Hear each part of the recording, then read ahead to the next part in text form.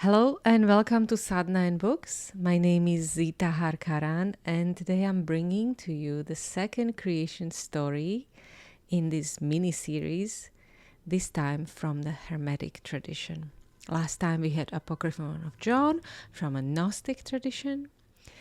The object of interest for this episode is known by the beautiful title Kosmou, which has been translated into several ways: Maiden of the Cosmos or Girl of the Universe, and as Dr. Litwa translates it, Pupil of the Cosmos.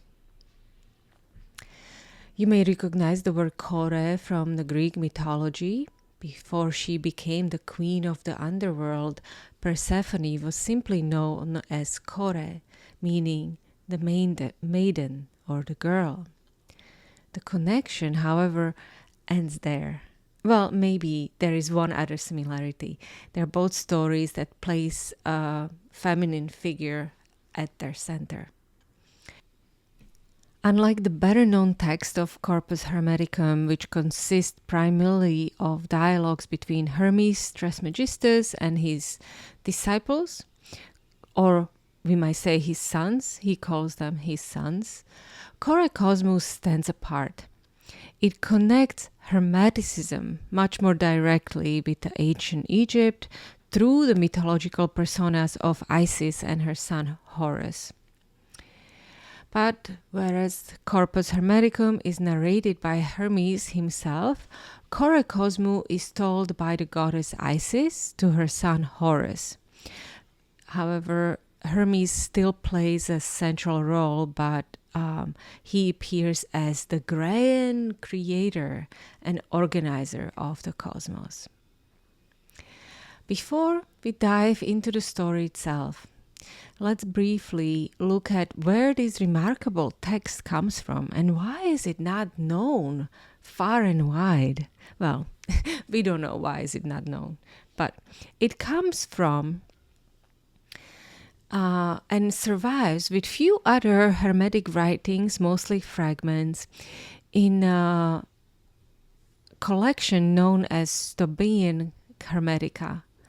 This collection of excerpts is preserved by the 5th century scholar Johannes Stobaeus, who compiled them as an educational anthology for his son, which is kind of cute. Among these surviving fragments is Kosmou, which is one of the longest and the most significant.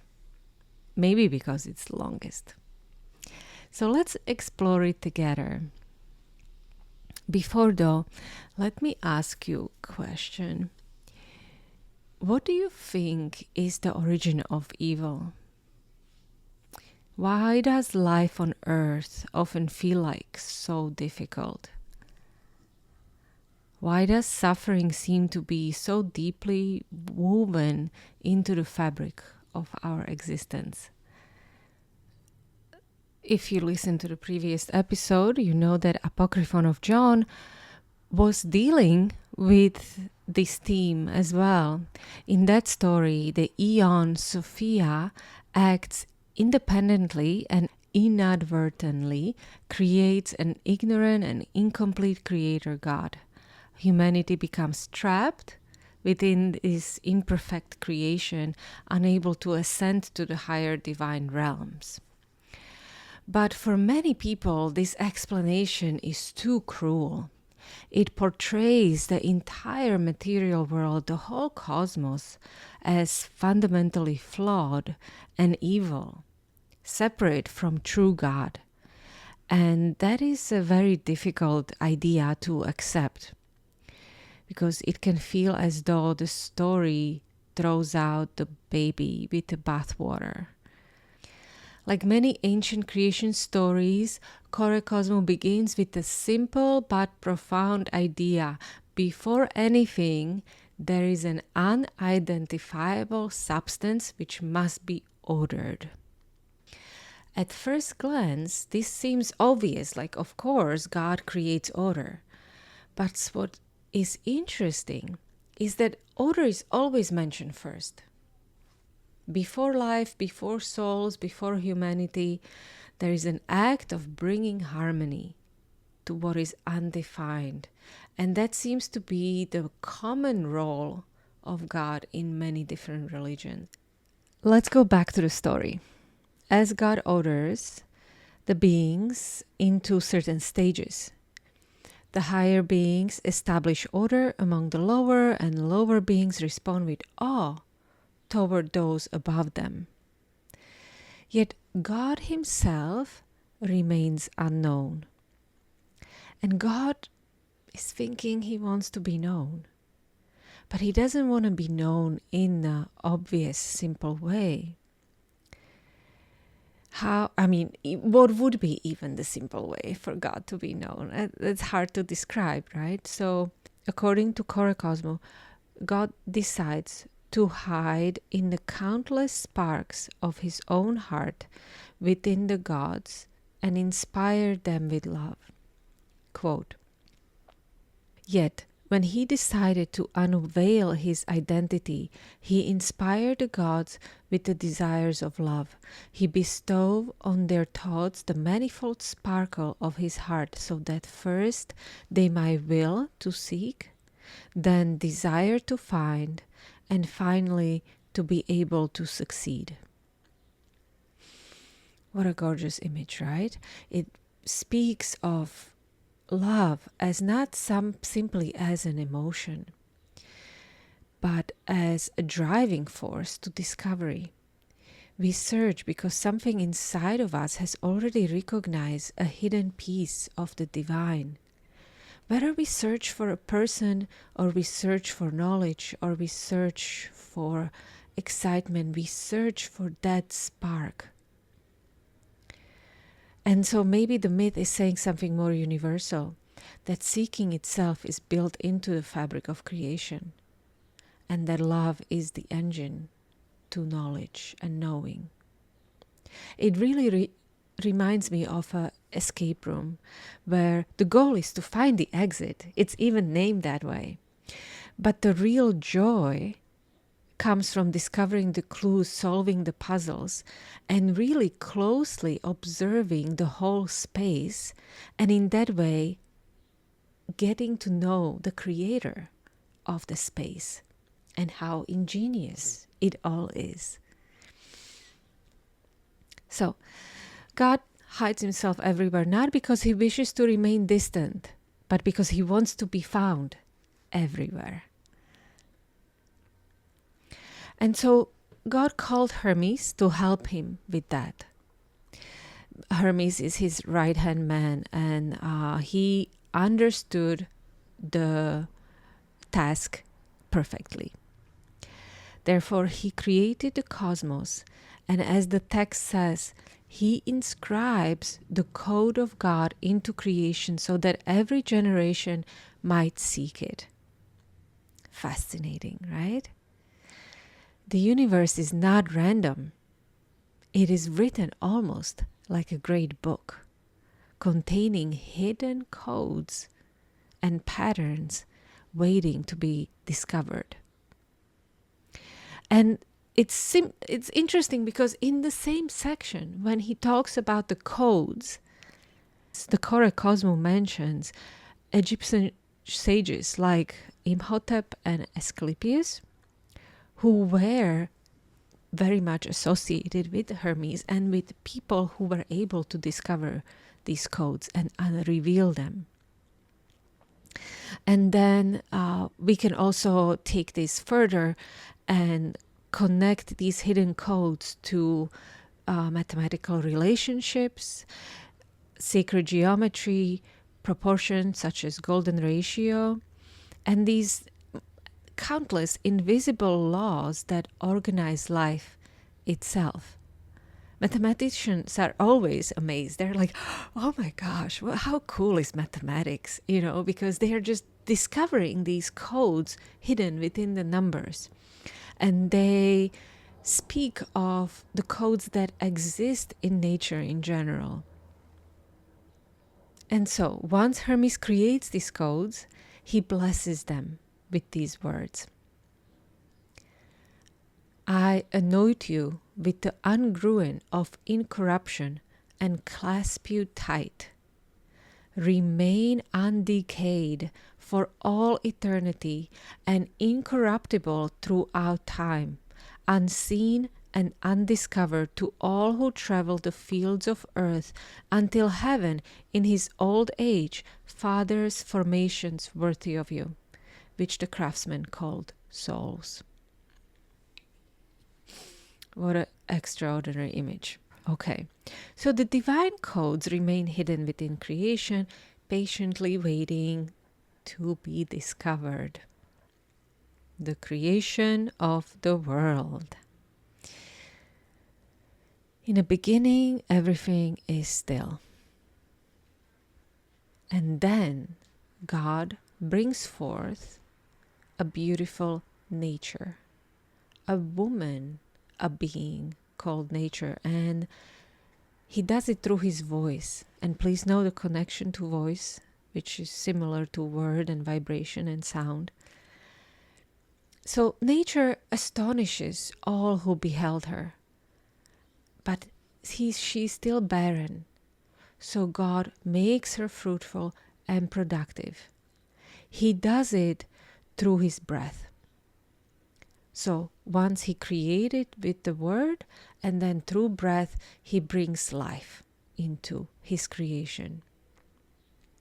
And just note another connection. This is a female figure just like we had in Barbello, and just like we have Prakriti in Hindu tradition.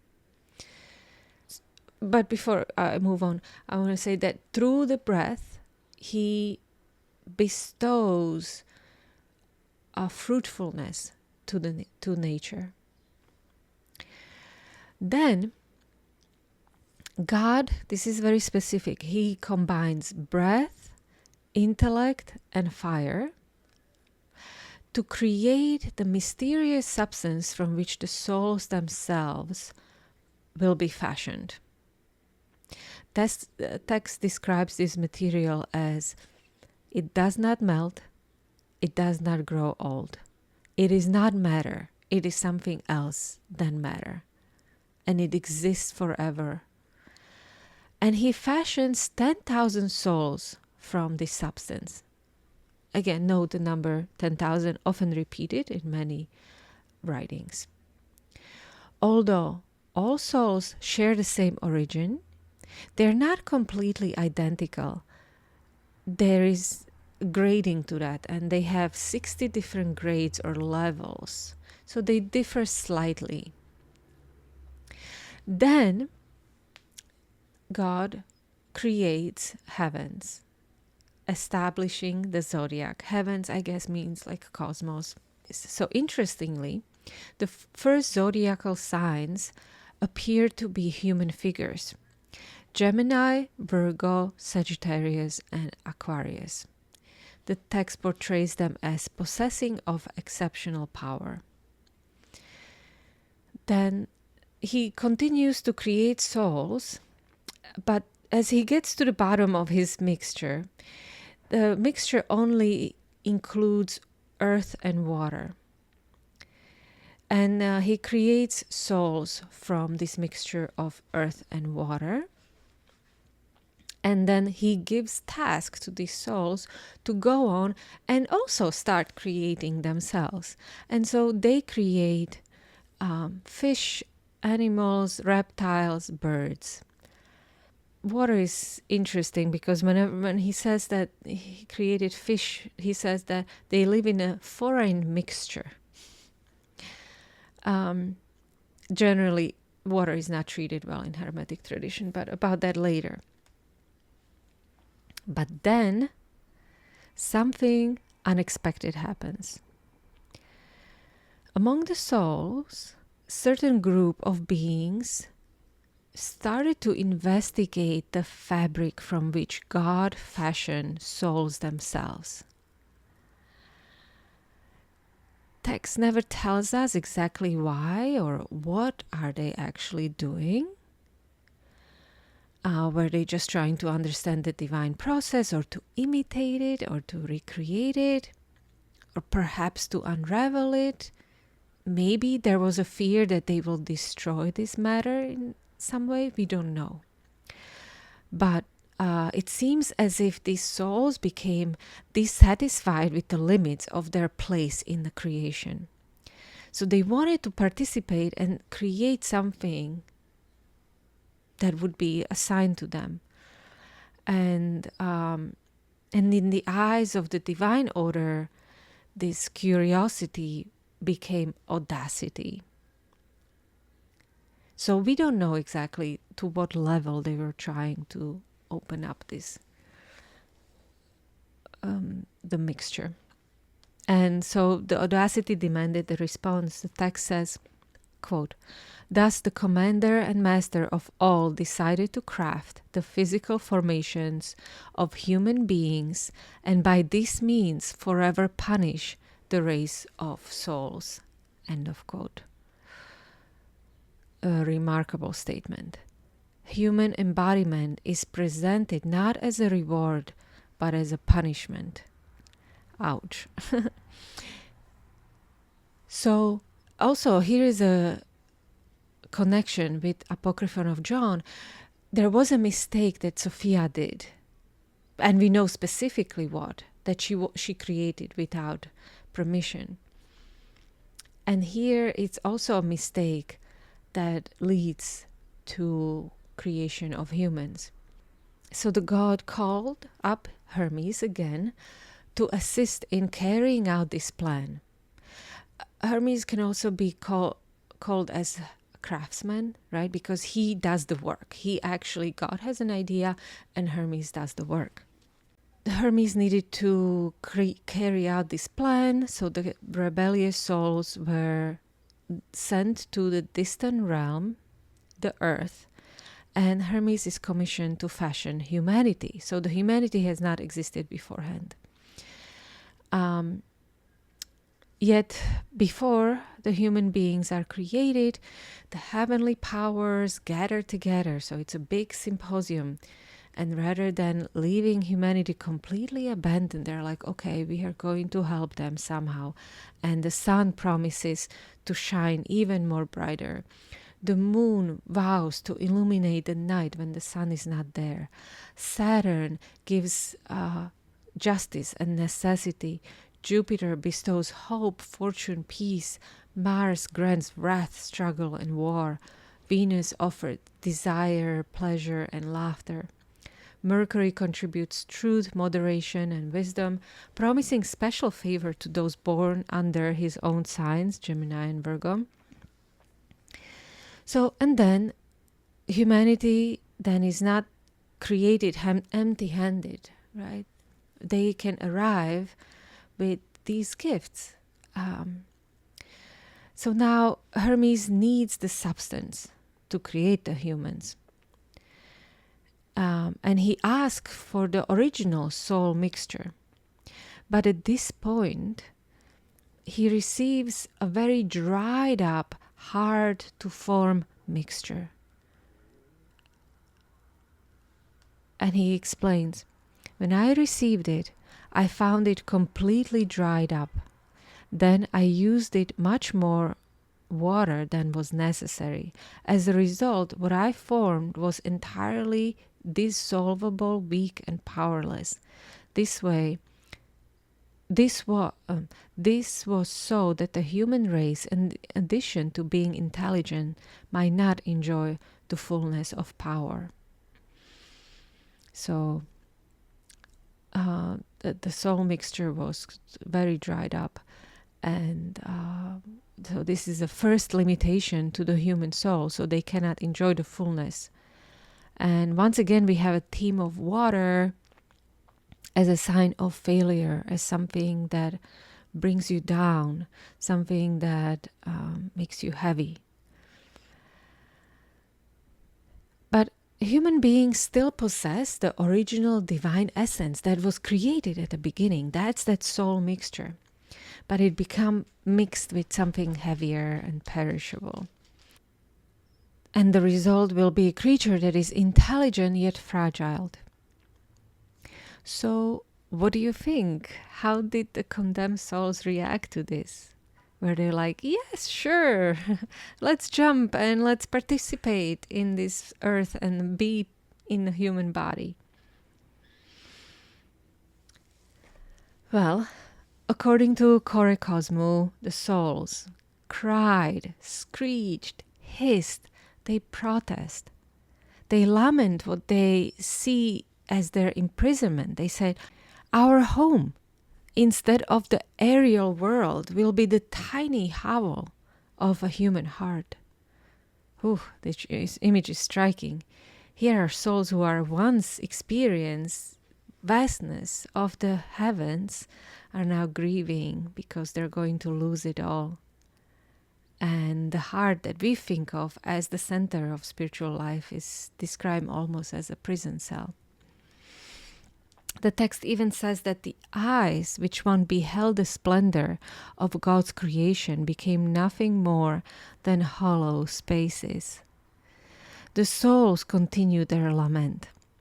What did we wretched souls do that was so improper? What was worthy of these punishments? What acts will we perform to furnish the necessity of the waterlogged body so quickly dissolved? Oh, reading this passage, I couldn't help thinking of Yogi Bhajan's poem, The Dungeon of the Ribcage, which talks about the heart. It was then later recorded by Simrit into song. I would recommend you to listen to this song. So gorgeous. And it has that feeling of sadness, of like, I do all these things and nothing helps me. So the God promises that the incarnation is not necessarily permanent.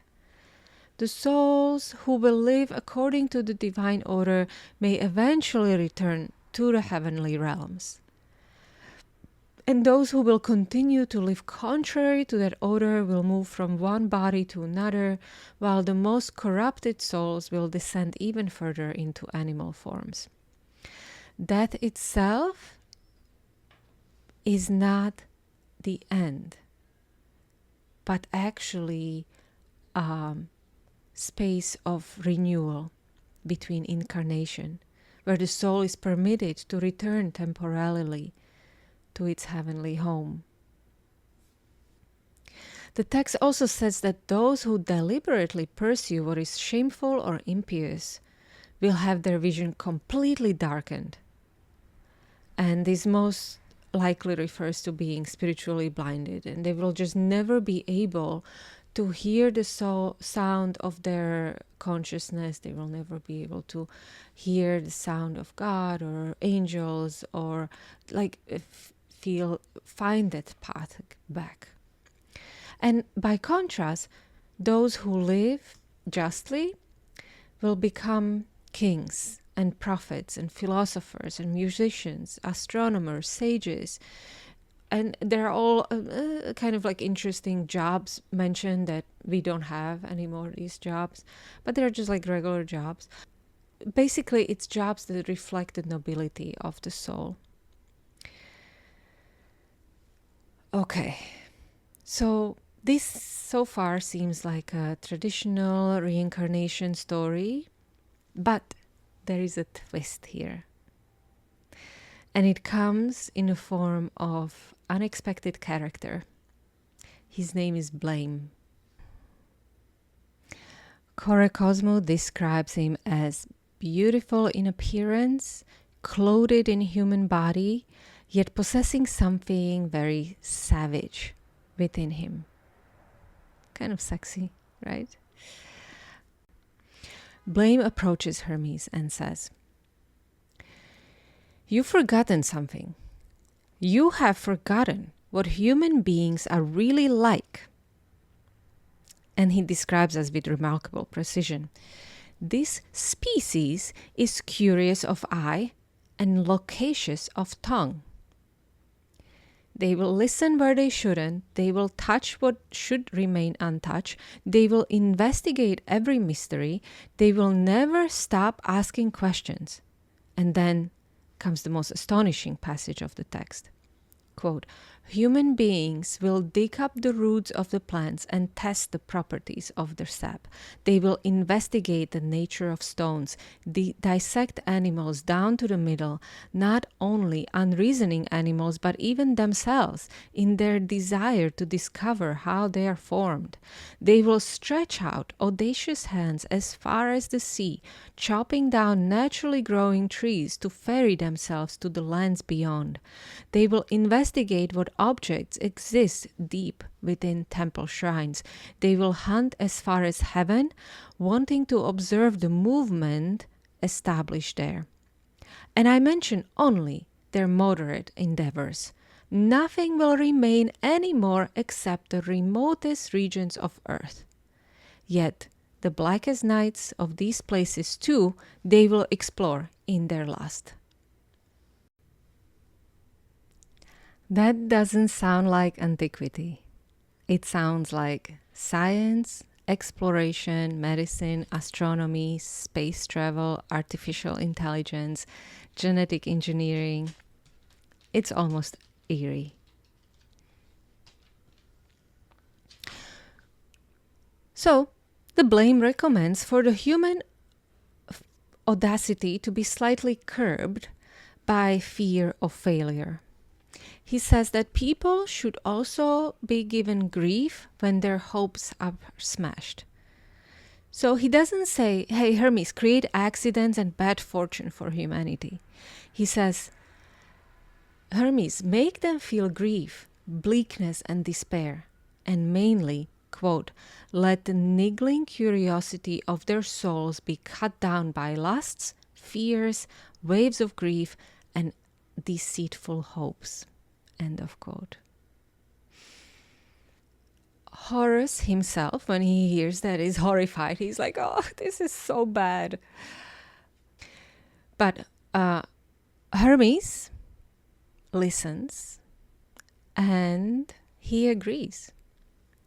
Therefore, the first thing he does, he takes away the visibility of the divine breath, which to me sounds again like the connection to God through the intuition. And he creates an energetic prison, or as translation calls it, mechanism, that will create limitation for humanity to focus on what's the most important. That's as much as it's described, this mechanism. So, what do you think? Will the humanity stop being completely audacious and stop destroying the planet with their curiosity? Nah, we know that. Humanity's answer is quite the opposite, actually.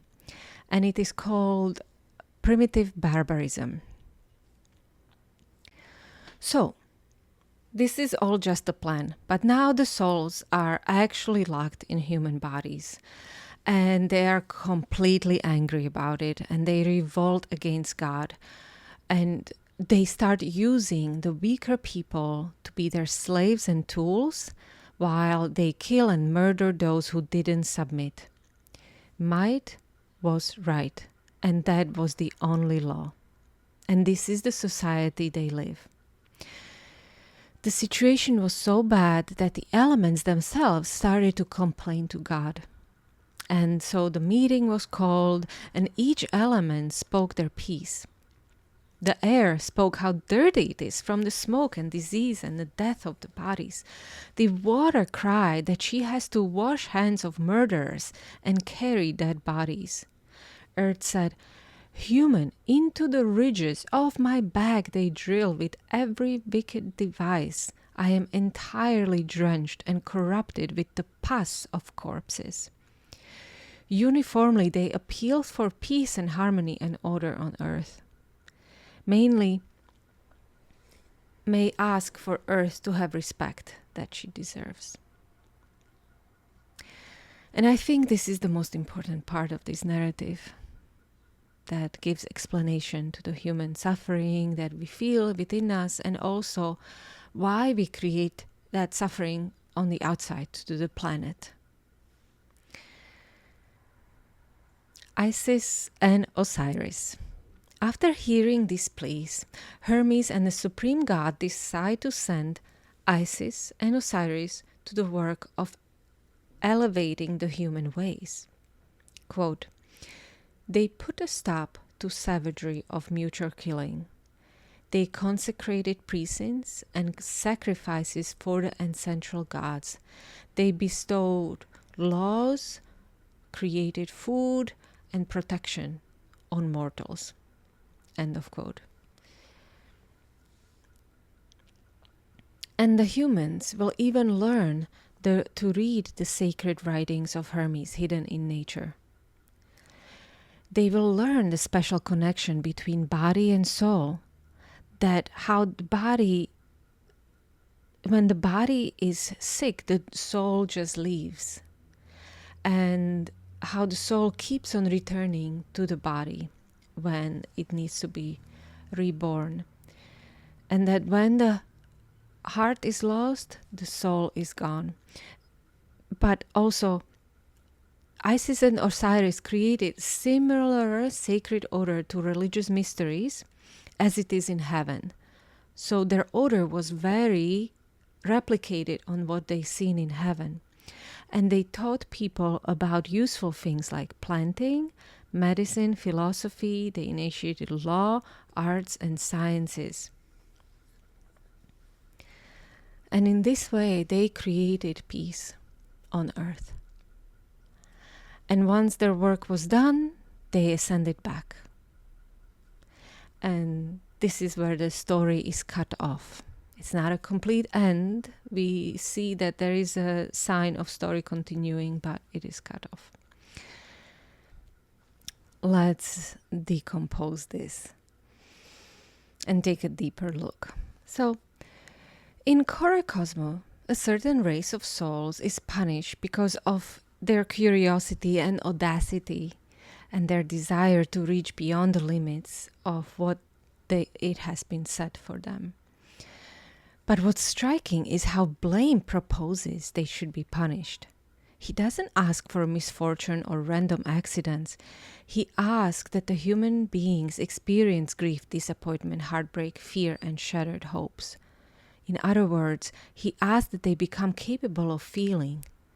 These experiences are meant to restrain their boundless curiosity and remind them of their limitations. But is it really curiosity itself that Blame opposes, it doesn't like? After all, like nearly every scientific discovery, every medical breakthrough, every great work of exploration and art became with a human curiosity. Today, we are once again pushing the boundaries. We edit genes, we fill the skies with satellites, we build particle accelerators, we develop artificial intelligence.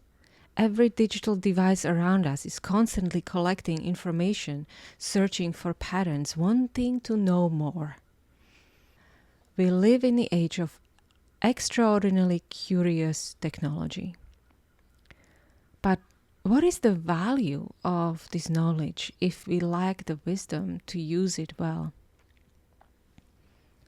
Kosmou seems to suggest that knowledge without wisdom eventually creates barbarism, a world in which people become tools to other people, and nature becomes something to exploit, and the only law that remains is the might makes right.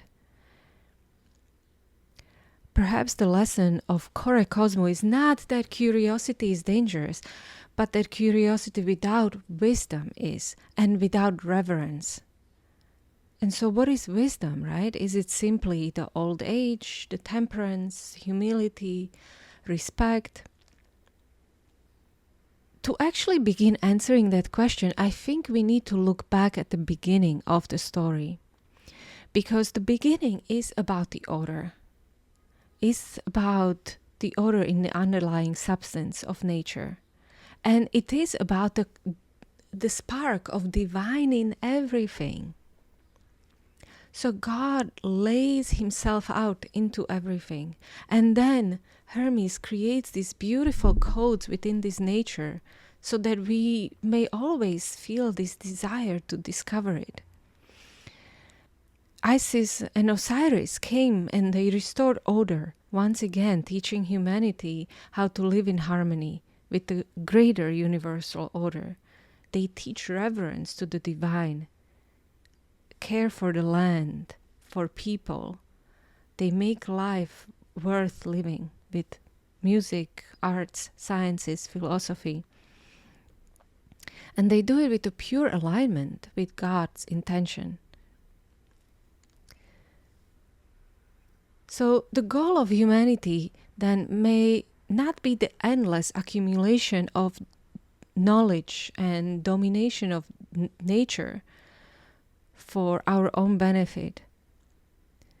But perhaps we need to mature, we need to grow up from these ever rebellious punk rock children who continually show middle finger to the universal order of creation that makes life possible in the first place.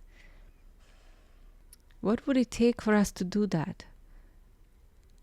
Because the elements are already starting to complain. The laws and rules that we have are not working. We need new order, new laws, new understanding that is embedded with respect for life. Not respect for corporation, not respect for money, but respect for life, for seed, for nature. Not just to solve the global warming, but change our ways from ground zero all the way up. We need deeper understanding of spiritual principles and how we can incorporate them into our civilization. We are on a precipice of a new age. The spirituality that was not working very well with the civilization. Can we create something new? And so therefore we need more wisdom, true wisdom. If this ancient story has anything to teach us, perhaps it is that we don't need more information, we need more wisdom.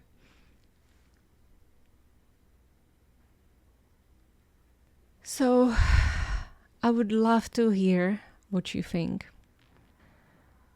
What in your view is the difference between knowledge and wisdom? How can we create more wisdom in the world? Why do you think Blame and Hermes choose to imprison souls in human bodies in the first place? And why do it through grief? We know that even right now there are people that literally don't feel grief about anything. They're called narcissists, right? They learn how to skip over that imprisonment. And what practices, values, and experience can help us cultivate the greater wisdom, both as individuals as in civilization? Wow. So this is the beautiful story of Kosmou. I really want to thank my group on Meetup that read it with me, and we dissected together, and we came to beautiful conclusions. Please comment on Substack at Zita Harkaran. I have a publication called The Immortal Ones. This podcast also lives on Substack, so feel free to leave the comments there. You can also find me on Instagram at Zita Harkaran. And that's all. Thank you so much. Satnam.